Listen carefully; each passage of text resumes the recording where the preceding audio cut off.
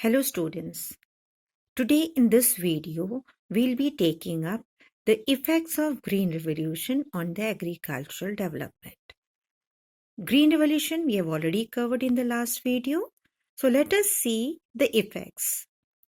Effects of Green Revolution, we can put it in two ways. The first one is good effects of Green Revolution and the second one is bad effects. So I'll be taking up first the good effects. First point under this good effect is that there was an increase in production, especially wheat and rice, to a huge amount. There was a drastic increase in the production of wheat, which resulted into a huge amount of buffer stock. I have already mentioned the data here, so you can very well see that how much percent of growth was undertaken in the agricultural production of wheat during the period of 1950 to 1990. Now, the second point is increase in productivity. Increase in productivity means whatever we were employing as an input, we were getting much more output due to that.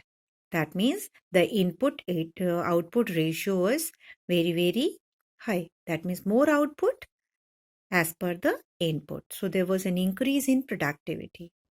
Next is increase in income of the farmers. Naturally, when their production increases, the income of the farmer also increases because there were arrangement of marketing, and there was already in the land forms you have studied that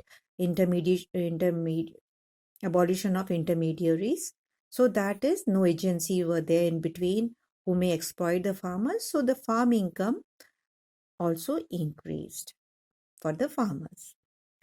Next is scientific cultivation. Scientific cultivation means now the farmers were using latest techniques, modern techniques by following crop rotation, multiple cropping pattern.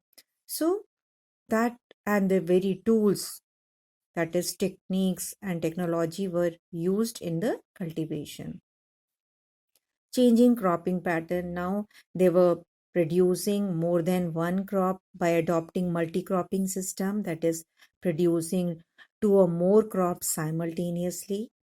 They were also using crops in such a way that the one crop adds the fertility to the soil that is used by another crop in the next round. Next is development of industries. More industries were also established so that the agricultural raw material, the agricultural output can easily be used as a raw material for the industries. So that means agricultural products can easily be used, more and more demand of agricultural products, so that the agricultural output can be increased and the farmers may get more income by selling it to the industries. Next is change in attitudes. There was change in attitude of the farmers. Now they were more focusing on commercial cultivation rather than subsistence farming.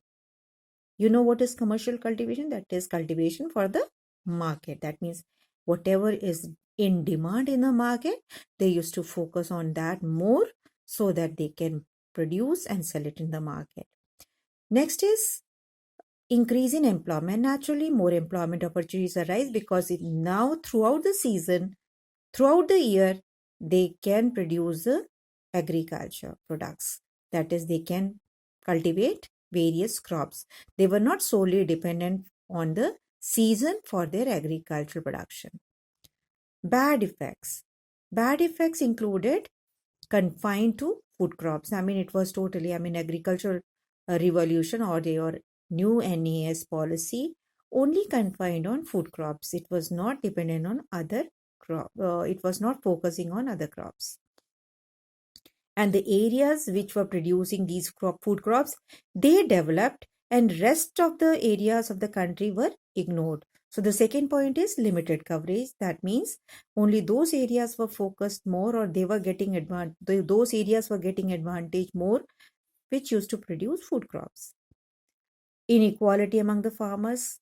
The rich, they used to benefit because they were aware of the various policies, measures, and schemes introduced by the government. But the poor farmers, they were not informed, they were not aware, and they were also not able to use it because their land is small. The area, the land piece they were having was small, so they were not able to use it. Undesirable social effect. This is the next point, which included that because the holdings were quite small, uh, they were not able to, I mean, the small farmers were not able to use the techniques and technology properly, whereas the big farmers started using these machines, technology properly, leading to throwing off the farmers who used to work as tenant on the big farms.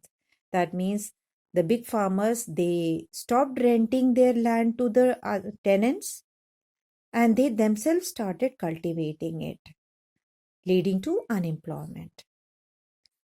Increase in landlessness. More and more farmers, they became landless. Why? Because the big farmers now, they were using more mechanized machines, and they stopped hiring the landless farmers. They stopped renting out their land to the tenants for the cultivation. They themselves started cultivating it with the use of technology.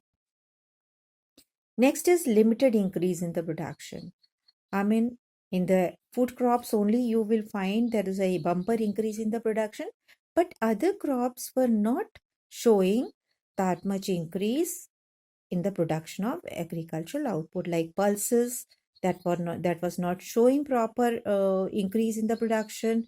In the same way, fruits and vegetables that were also ignored. Even the other crops, cash crops, were also ignored. Ecological impact. Use of chemical fertilizer and pesticides resulted in pollution, soil pollution, air pollution, as well as water pollution.